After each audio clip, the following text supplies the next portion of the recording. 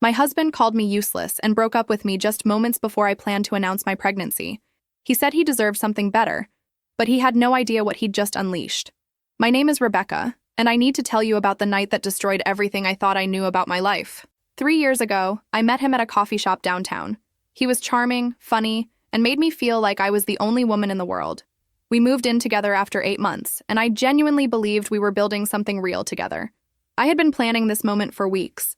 My 27th birthday party seemed like the perfect opportunity to share the news that would change our lives forever. I had discovered I was pregnant just 5 days earlier, and the joy I felt was overwhelming.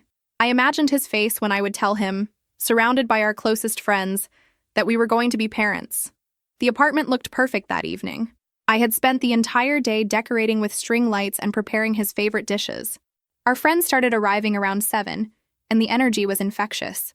Everyone was laughing, drinking wine, and celebrating. I kept touching the small gift box in my pocket, the one containing the positive pregnancy test, and a tiny pair of baby shoes I had bought that afternoon. Around 9 o'clock, I decided it was time. My heart was racing as I asked everyone to gather in the living room. I was about to make the announcement that would mark the beginning of our new chapter as a family. But before I could speak, he stepped forward with a serious expression I had never seen before. "Actually, I have something to say first," he announced to the room. The conversation died down, and I smiled, thinking maybe he had planned a surprise of his own. Instead, he pulled out a small box and handed it to me. For a split second, my heart soared, thinking it might be an engagement ring. "Open it," he said coldly. Inside was a folded piece of paper. My hands trembled as I unfolded it, and the words hit me like a physical blow. "You're useless. I deserve better. This relationship is over. Don't contact me again." The room fell silent. I looked up at him in shock, but his expression was stone cold. "I can't do this anymore," he said loud enough for everyone to hear. "You're holding me back, and I need someone who actually brings value to my life." I stood there, pregnant and humiliated, watching the man I loved walk out of our apartment and out of my life in front of 20 people. The gift box with the pregnancy announcement felt like it weighed 1,000 pounds in my pocket. My best friend immediately rushed to my side, but I was too stunned to cry. The guests began leaving awkwardly, offering half-hearted apologies and promises to call later. Within an hour, the apartment that had been full of laughter and celebration was empty except for me and the decorations that now felt like a cruel joke. That night, I sat on our bed, staring at the positive pregnancy test I had planned to show him. I was 27 years old, pregnant, and completely alone. The irony wasn't lost on me that I had spent 3 years of my life with someone who could deliver such devastating cruelty with calculated precision.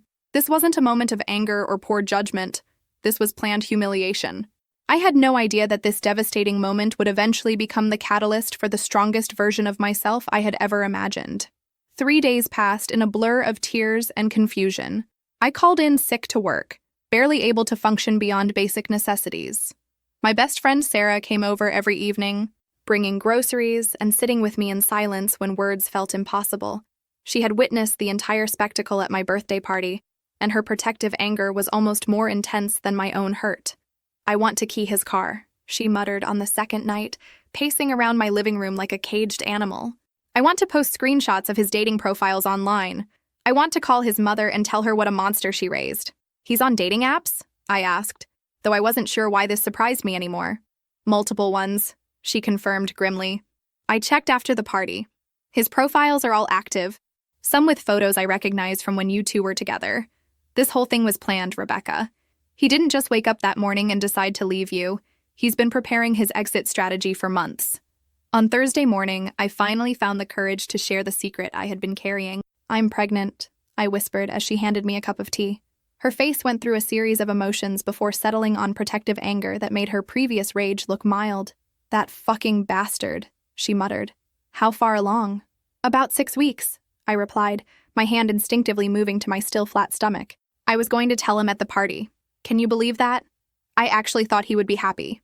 She held my hand while I cried again, but this time felt different. This time, I was crying not just for the loss of our relationship, but for the family I had imagined we would become. I was also crying for the woman I had been, someone so eager to please that she had ignored red flags that now seemed glaringly obvious. "You know what we're going to do?" Sarah said after my tears subsided. "We're going to figure out exactly what kind of person you were living with, because I have a feeling there's a lot more to discover. That afternoon, I decided I needed to understand what had really happened. Something about his sudden cruelty didn't add up with the man I thought I knew, though I was beginning to realize I had never actually known him at all. I started looking through papers and documents we had shared over the past 3 years.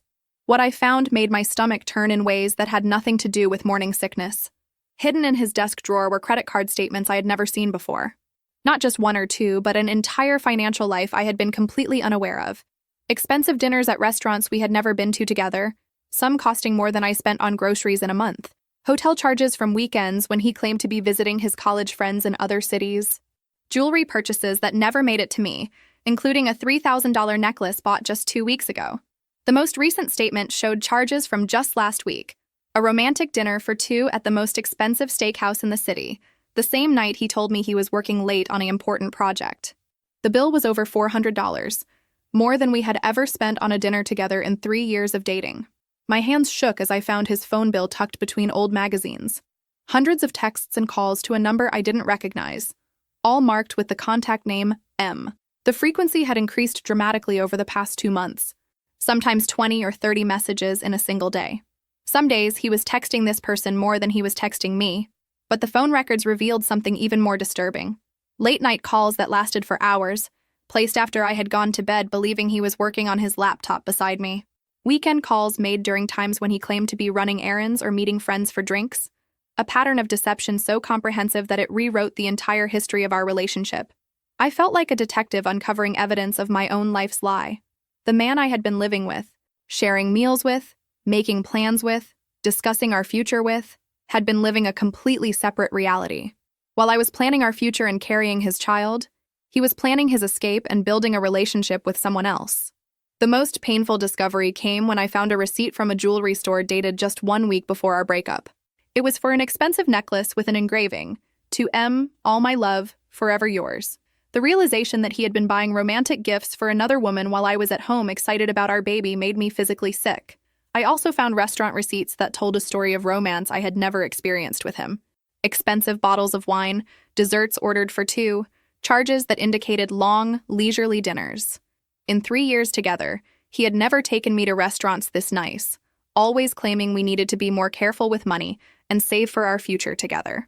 That evening, I sat surrounded by evidence of his deception. Credit card bills, phone records, receipts, hotel confirmations, all proof that the last several months of our relationship had been a complete fabrication on his part. I wasn't just dealing with a sudden breakup. I was dealing with calculated, long-term betrayal by someone who had been living a double life while I planned our future. Sarah found me there when she arrived with dinner, papers scattered around me like the pieces of a puzzle that painted a picture I had been too naive to see. "What's all this?" she asked, though her expression suggested she already knew. "Proof that I never really knew him at all," I said, my voice steadier than it had been in days.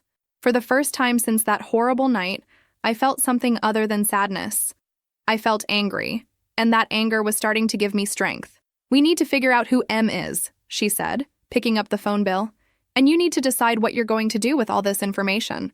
I looked down at my stomach, thinking about the tiny life growing inside me. This baby deserved better than a father who could walk away so callously.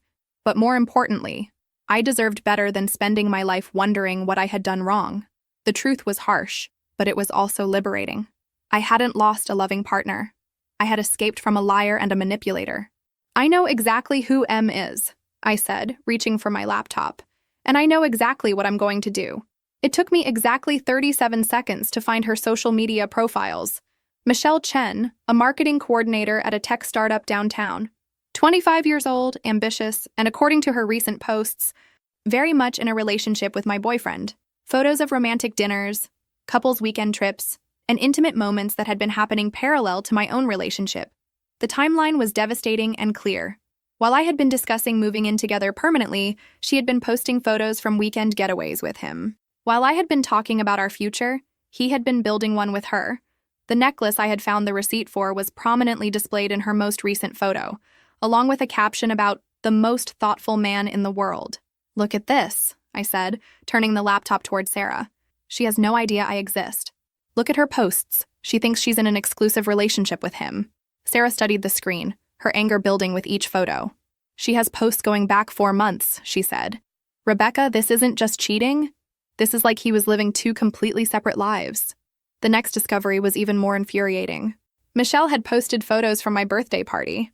Not photos with him since he had left so dramatically, but photos from earlier in the evening when she had apparently been there as a guest. I remembered her now, a friend of a friend who had seemed nice enough, making small talk with me about work and relationships while secretly sleeping with my boyfriend. She was there, I said, my voice barely controlled. She was at my party talking to me about how lucky I was to have such a supportive boyfriend, while she was sleeping with him behind my back. The level of deception was so comprehensive that it rewrote my understanding of the past several months. Every late night he claimed to be working. Every weekend trip he said was with college friends. Every time he had been distant or distracted. It all made sense now. He hadn't been building a life with me. He had been managing two relationships simultaneously until he decided which one to keep. I spent the next hour documenting everything. Screenshots of Michelle's social media posts, photos of the receipts and credit card statements, copies of the phone records. I was building a case, though I wasn't sure yet what I planned to do with it. "Are you going to confront her?" Sarah asked as I methodically saved evidence to a folder on my desktop. "I don't know yet," I replied, "but I'm going to make sure I have options." That night, I lay in bed staring at the ceiling and processing the full scope of what I had discovered. I hadn't just been dumped. I had been systematically deceived by someone who had no qualms about lying to my face for months while building a relationship with someone else. The cruelty of his departure wasn't just about ending our relationship. It was about humiliating me so thoroughly that I would be too devastated to investigate or fight back. But he had underestimated me. The humiliation that was supposed to destroy me was actually clarifying everything. I wasn't the problem in our relationship. I was the victim of someone who was fundamentally dishonest. And now I had proof. It took me 2 more days to gather the courage, but by Saturday morning, I knew I needed answers. Not just for closure, but for the practical matters that were about to become very real.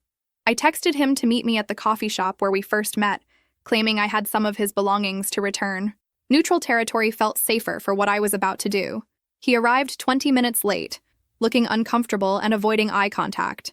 His usual confident demeanor was replaced with something that looked almost like guilt, though I suspected it had more to do with being caught than with genuine remorse. He sat across from me, fidgeting with his phone and glancing toward the exit as if planning an escape route. "So," I said, placing the folder of evidence on the table between us, "I found some interesting things while cleaning out the apartment." His face went pale as he recognized the credit card statements and phone bills. For the first time in our entire relationship, he looked genuinely afraid. The confident mask he usually wore slipped completely, revealing someone who was much smaller and more pathetic than I had ever realized. "Rebecca, I can explain—" "Can you explain who M is?" I interrupted, sliding the phone bill toward him. "Because I did some research. Turns out it's not that hard to trace phone numbers these days. Social media makes everything so convenient." The silence stretched between us for what felt like an eternity. I could see him calculating his options, trying to figure out how much I knew and what he could still lie about. Finally, he sighed and ran his hands through his hair. "It's Michelle," he admitted quietly. "Michelle Chen, marketing coordinator, 25 years old, currently wearing the $3,000 necklace you bought her last week?" I asked pleasantly. "The same Michelle who was at my birthday party, talking to me about what a great boyfriend you were while she was secretly sleeping with you?" His shocked expression told me everything I needed to know. He hadn't expected me to connect those dots, hadn't anticipated that I would be thorough in my investigation. He had counted on me being too devastated to dig deeper, too humiliated to fight back. "How long?" I asked, surprised by how calm my voice sounded. "About 4 months," he mumbled, still not looking at me directly. 4 months. That meant it started right around the time I had begun talking about taking our relationship to the next level, when I had started bringing up the possibility of engagement and marriage. While I was imagining our future, he was already planning his exit strategy with someone else. "And the money?" I asked, pointing to the credit card statements. "All those expensive dinners and hotels while you were telling me we needed to budget more carefully for our future together?" He shifted uncomfortably in his seat, looking like a child caught stealing from the cookie jar. "Look, I was going to tell you eventually. I just needed time to figure things out." "Figure what out exactly? How to string me along while you built a new life with her? How to keep 2 women interested while you decided which one was worth keeping?" For the first time, he looked directly at me, and I saw something in his eyes I had never noticed before. A coldness that made me realize I had never truly known this person at all. The mask was finally off, and underneath was someone capable of sustained deception and calculated cruelty. "You want the truth?" he said, his voice taking on an edge that was probably closer to his real personality than anything I had heard before. "Michelle gets it. She's ambitious, she's going places, she makes good money. She makes me want to be better. With you, I felt like I was just settling." The words should have hurt more than they did. But instead, they clarified everything. This wasn't about my inadequacy. It was about his character. A decent person would have ended our relationship before starting another one. A decent person wouldn't have humiliated me in front of our friends. A decent person wouldn't have let me continue believing in a future that he had already abandoned months ago. But then I realized something that made me smile for the first time in days. "Does Michelle know about the credit card debt?" I asked sweetly. "Because based on these statements, you're carrying about $15,000 in debt from your little romantic adventures. Does she know she's dating someone who's financially irresponsible? Does she know you were living with another woman while you were taking her on all those expensive dates?" His face went from pale to gray. "What do you mean?" "I mean, you've been financing your relationship with her by racking up credit card debt, and now you're going to have child support payments on top of that. I wonder how long your ambitious new girlfriend will stick around when she realizes what kind of financial mess she's getting involved with." "Child support?" he repeated, as if the words didn't make sense. "There's something else you should know," I said, my hand moving unconsciously to my stomach. "I'm pregnant." The color drained completely from his face. He gripped the edge of the table and stared at me in shock, and I could practically see his carefully constructed new life crumbling in real time. "What?" 6 weeks pregnant. I was planning to tell you at the party, actually. Right before you handed me that charming little note about how useless I am. He sat in stunned silence for several minutes, processing this information. I could practically see his mind racing through the implications, calculating how this would affect his new life with Michelle, his finances, his carefully planned future. Are you sure it's mine?" he finally asked. The question was so insulting, so perfectly characteristic of the person I now realized he was, that I almost laughed. It was exactly the kind of thing someone would ask when they were looking for any possible way to escape responsibility for their actions. "Yes, I'm sure. But don't worry. I won't be expecting anything from you emotionally. Financially, however, that's a different story entirely." I stood up, gathering my things and the evidence I had brought. "My lawyer will be in touch about child support. Oh, and one more thing. I'll be keeping the apartment. Turns out the lease is only in my name, and I've been paying most of the rent anyway. You have until Sunday to get your things out." As I walked toward the door, he called after me, desperation clear in his voice. "Rebecca, wait. Maybe we can work something out. I mean, if you're pregnant." I turned back to look at him one last time. This man who had spent months lying to my face while planning his escape. "The time for working things out was before you decided I was useless. Before you decided to cheat. Before you decided to humiliate me in front of 20 people. The only thing we'll be working out now is how much you'll be paying in child support." Walking out of that coffee shop, I felt something I hadn't experienced in days. Power. I wasn't just the victim of his betrayal anymore. I was taking control of my situation, and he was about to learn that his actions had consequences that extended far beyond my hurt feelings. The look of panic on his face as I left told me everything I needed to know. He had thought he was upgrading to a better life, but he was about to discover that his choices came with a price tag he hadn't anticipated. Michelle was about to learn that her perfect boyfriend came with significant baggage, and he was about to learn that treating people as disposable had financial consequences. For the first time since my birthday party, I felt like I was winning. Monday morning brought a new kind of clarity. I sat at my kitchen table with a legal pad, making lists and calculations like I was planning a business launch rather than a life overhaul. The first call I made was to a family law attorney whose name I found through an online search. "You're being smart to think ahead," she told me during our phone consultation. "Many women wait until after the baby is born. But planning now gives you more control over the situation. We can establish paternity immediately after birth and begin child support proceedings. Based on his income level, you're looking at roughly $400 to $500 monthly." The second call was to my landlord, confirming that I could handle the rent alone and requesting a lease renewal in my name only. The third was to my boss, explaining that I needed to discuss adjusting my work arrangement to accommodate single motherhood. She was surprisingly supportive and agreed to let me work from home 3 days a week. "We've been looking for ways to offer more flexible arrangements anyway," she said. "Your performance has always been excellent, and honestly, having someone working different hours could help us serve clients in different time zones." By Wednesday, I had restructured my entire budget. The financial planning revealed something interesting. I had been shouldering a much larger portion of our shared expenses than I remembered. Without him, my monthly budget actually had more room for savings than before. His contributions to rent and utilities had been minimal compared to what I was paying for groceries, household items, and most of our entertainment. Looking back at our bank statements, I realized that while I had been putting aside money for our future together, he had been spending every penny he earned on maintaining two relationships. The irony was perfect. I was financially better off without him, while he was about to take on significant new expenses. The legal consultation had been enlightening in ways I hadn't expected. My attorney explained that regardless of our relationship status, he would be legally responsible for child support once paternity was established. More importantly, she helped me understand my rights regarding custody and visitation arrangements. The key is to document everything, she advised. Keep records of all communications, save text messages, and maintain a clear record of his involvement or lack thereof. This will be important if you ever need to modify custody arrangements or support agreements. She also explained something that gave me considerable satisfaction. If he chose not to be involved in the child's life, it would actually make my situation simpler legally. No custody battles, no forced shared decision-making, no complicated visitation schedules. I would have complete control over raising my child while still receiving financial support. Sunday afternoon arrived with an unexpected sense of freedom. I had changed the lock Saturday evening and spent the weekend strategically removing any trace of him from the apartment. It felt like performing surgery on my own life, carefully excising the infected parts while preserving what was healthy and worth keeping. Sarah helped me box up his belongings, and we arranged them neatly on the front steps. When he arrived to collect them, I watched from the window as he loaded boxes into a friend's truck. He knocked on the door once, but I didn't answer. Everything that needed to be said had been said. This chapter was closed, and I was already writing the next one. "How does it feel?" Sarah asked as we watched him drive away. "Like taking out the trash," I replied, and I meant it.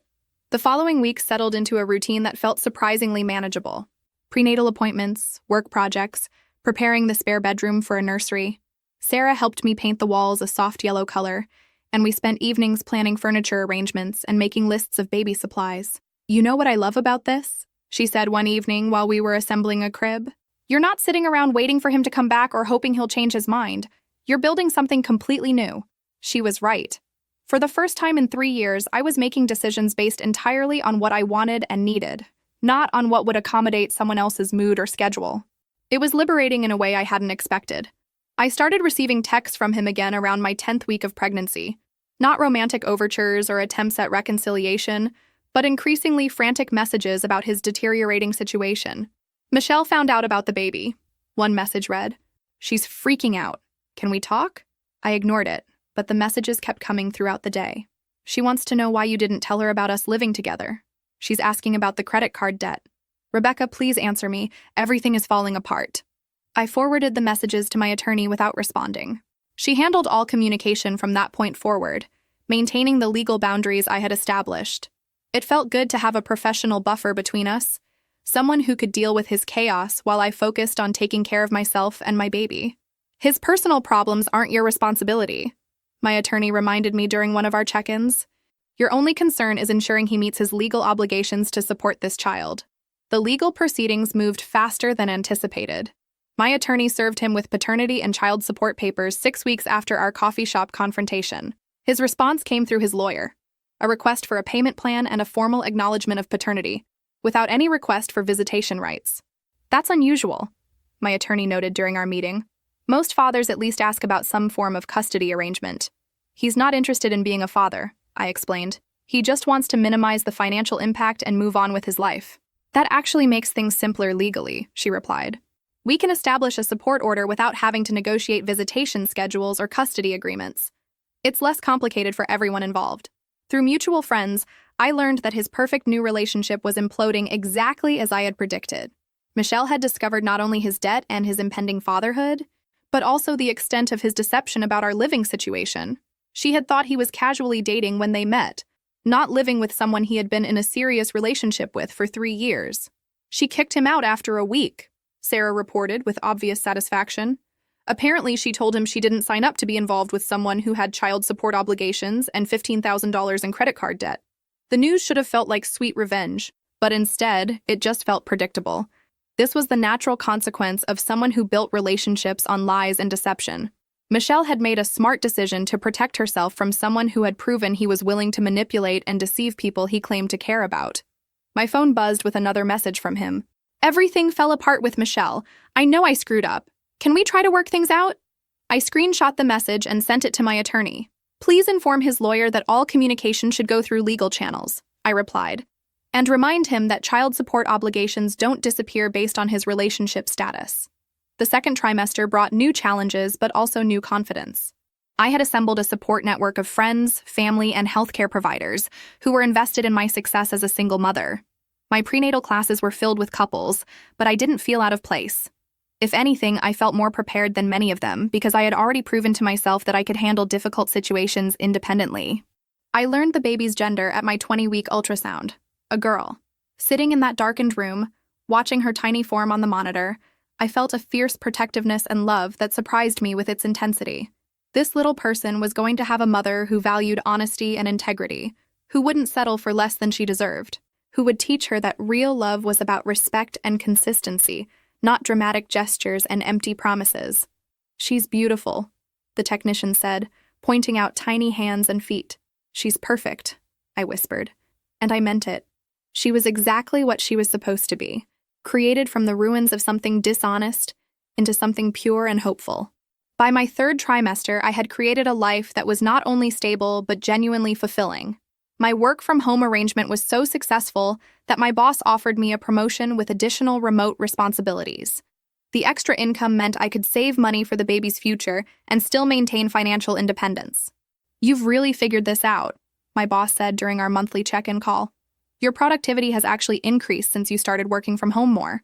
Have you thought about making this permanent? The apartment that had once felt too expensive for one person now felt like the perfect size for a small family. I spent evenings reading in the nursery, imagining the life my daughter would have here. A life based on honesty and stability, where the adults in her world kept their promises and treated each other with respect. The child support payments began arriving during my 8th month of pregnancy, deposited automatically into an account I had set up specifically for child-related expenses. $450 monthly, exactly as the court had calculated. No communication, no drama, just the financial obligation being met as required by law. How does it feel, getting those payments? Sarah asked during one of her visits. Like justice, I replied simply. Not revenge, just consequences. He made choices, and now he gets to live with them for the next 18 years. I used the money practically, setting up the nursery, buying baby supplies, and starting a college savings fund. Every dollar he sent was an investment in our daughter's future, which felt like the perfect transformation of his obligation into something positive. Around this time, I started dating again, though very casually. The man I met, David, was a teacher who worked with special needs children. Our first conversation happened at a coffee shop when he noticed me reading a pregnancy book and asked if I was excited about becoming a mother. Very excited, I replied, though it's going to be just the two of us. Single parenting is tough, he said with genuine respect. My sister raised her daughter alone, and she's one of the strongest people I know. David's approach to my situation was refreshing. He didn't treat my pregnancy as a complication or ask probing questions about the father. He seemed genuinely interested in me as a person, and when I explained my circumstances, his response was perfect. You're building something important, he said during our second coffee date. Your daughter is lucky to have a mother who prioritizes what's right over what's easy. Our relationship developed slowly and naturally. He understood that my pregnancy and preparations for motherhood were my primary focus, and he never pressured me for more time or attention than I was able to give. When I was too tired for dinner dates, he would bring takeout to my apartment and help me assemble baby furniture. When I was stressed about work deadlines, he would quietly handle my laundry or grocery shopping without being asked. You don't have to take care of me, I told him one evening as he folded tiny baby clothes while I worked on my laptop. I'm not taking care of you, he replied. I'm participating in something I care about. There's a difference. Labor began at 3 a.m. on a Tuesday morning, exactly 2 weeks before my due date.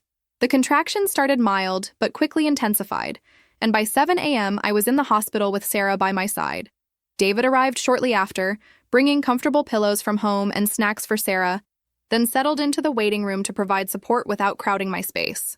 26 hours later, Emma Rebecca was born, healthy, perfect, and entirely mine. Holding her for the first time, I felt a completeness I had never experienced before. This tiny person was the reason I had endured everything over the past 9 months. She was worth every moment of uncertainty, every difficult decision, every sleepless night spent planning our future. She's beautiful, Sarah whispered, tears streaming down her face. Look at what you did. Look at what you created. David met Emma when she was 2 hours old, and his reaction was everything I could have hoped for. He didn't try to hold her or insert himself into the moment, but the way he looked at both of us told me everything I needed to know about his character. She's incredible, he said softly. You both are.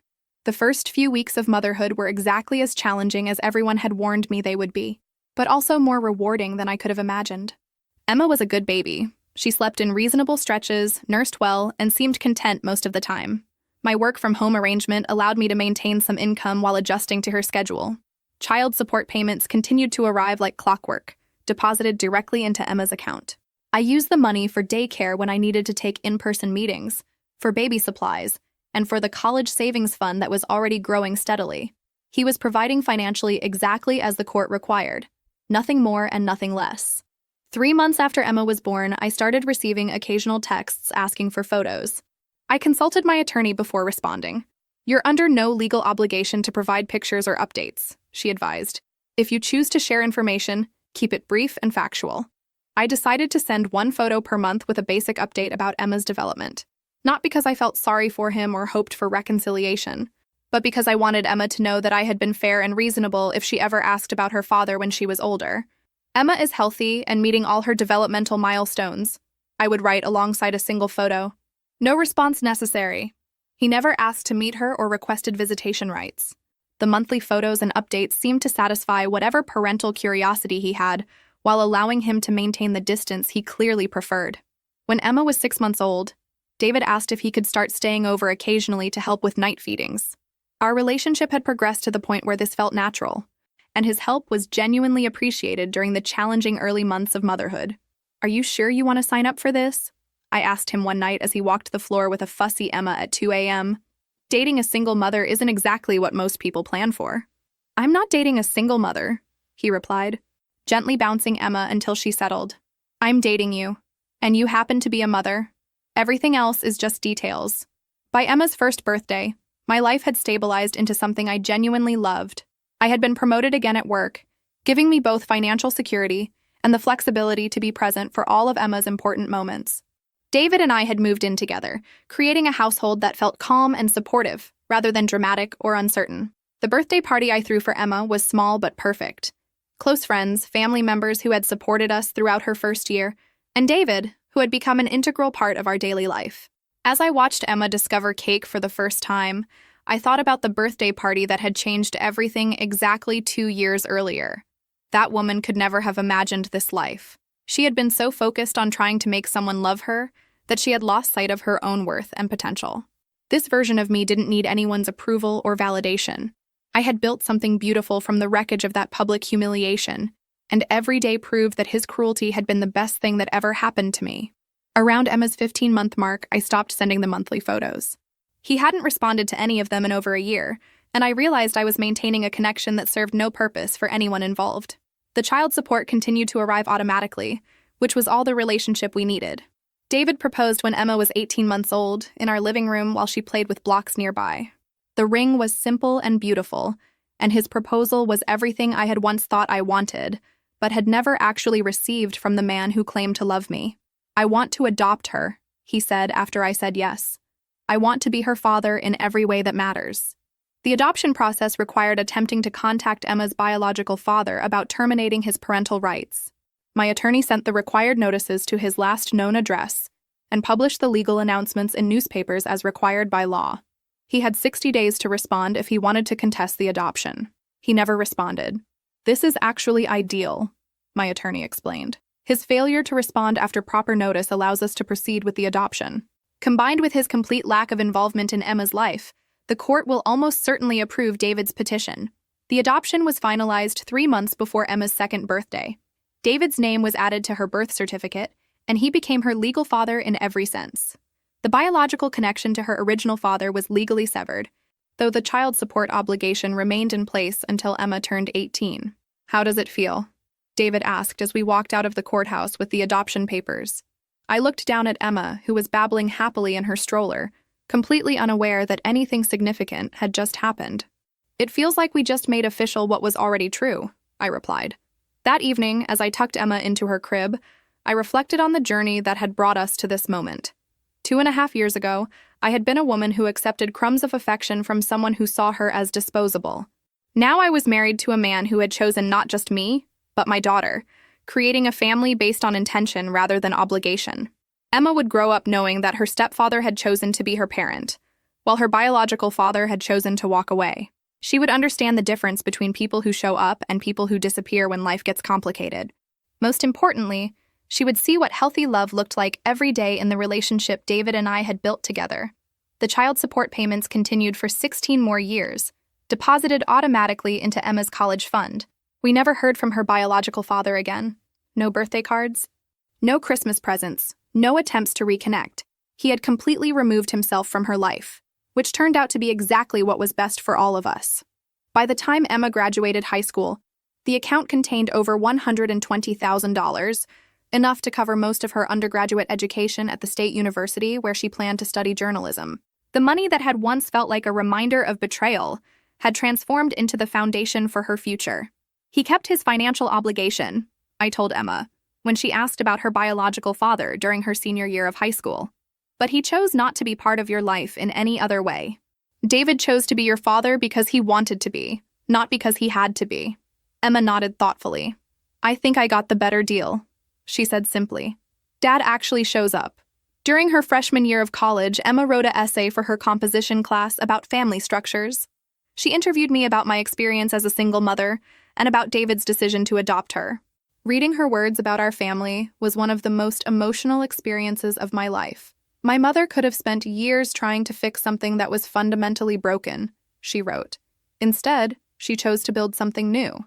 My father could have walked away when he realized that loving my mother meant also taking responsibility for a child who wasn't biologically his. Instead, he chose to show up every day. I learned that family isn't about biology or convenience. It's about people who choose each other and keep choosing each other, even when it's difficult." She earned an A on that paper, and her professor asked if she would be willing to share it with other students studying non-traditional family structures. Emma agreed, proud to represent the kind of family that chooses love over obligation. During Emma's sophomore year, something unexpected happened.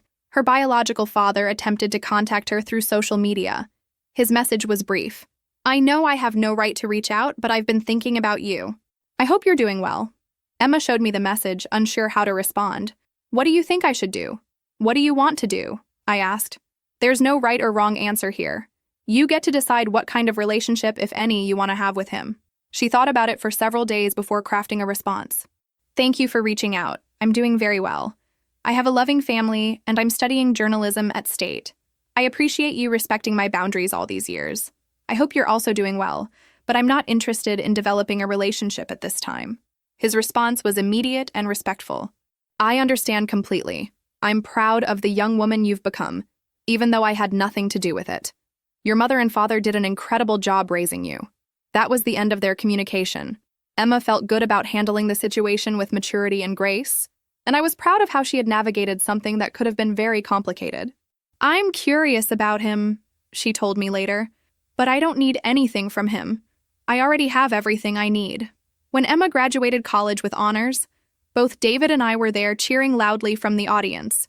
She had used her degree to land a position at a respected newspaper, covering local politics and community issues. Her first major investigative piece was about single mothers navigating the legal system, inspired partly by her own family's story. "You should be proud," David said as we watched Emma accept her diploma. "She's incredible." "We should be proud," I corrected. "You raised her too." Looking back now, 22 years after that devastating birthday party, I can honestly say that being called useless and abandoned while pregnant was the greatest gift anyone ever gave me. It forced me to discover my own strength, to build a life based on my own values, and to choose people who chose me back. The man who walked out that night thought he was upgrading to something better. Instead, he gave up the chance to know an incredible daughter and missed watching a woman he had underestimated build a life more fulfilling than anything they could have created together. He became a monthly bank transfer while another man became Emma's real father through daily acts of love and commitment.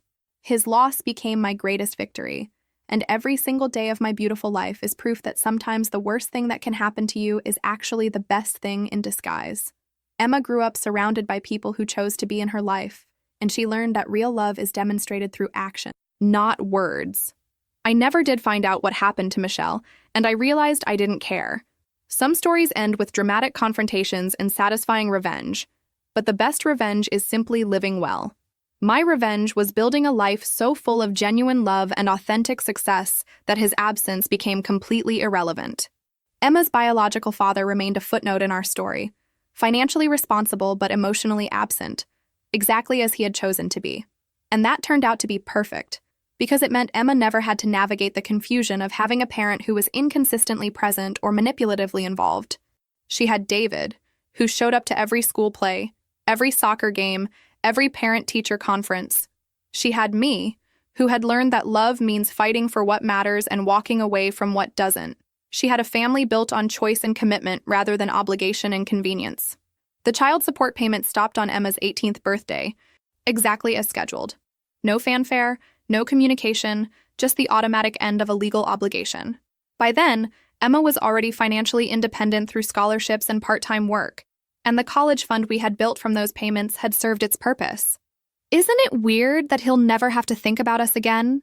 Emma asked on her 18th birthday, as we celebrated with David and Sarah and the extended family we had built over the years.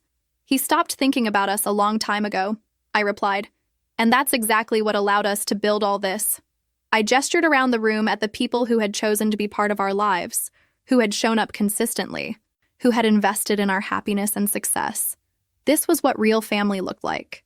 Not perfect, but present. Not obligated, but committed. That night, as I tucked away the final child support payment and closed the account that had funded 18 years of Emma's expenses, I felt nothing but gratitude. Not for him, but for the journey that had taught me the difference between settling and thriving, between being chosen and being tolerated, between building something authentic and maintaining something false. The woman who had stood in that living room 22 years ago, holding a pregnancy test and planning an announcement that would never come, could never have imagined this ending. She thought she needed someone else to complete her story. She learned instead that she was already complete. She just needed to stop letting other people edit her chapters. Emma's story began with an ending, and it turned out to be the most beautiful beginning any of us could have asked for.